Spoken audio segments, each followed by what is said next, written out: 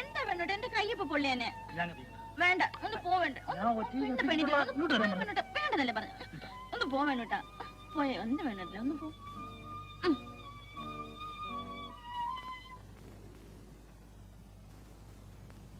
കാപ്പി. ഇന്നലെ രാത്രി ഞാൻ ഒട്ടും ഉറങ്ങിയില്ല. എനിക്ക് ഒറ്റയ്ക്ക് കിടക്കാൻ പേടിയോ.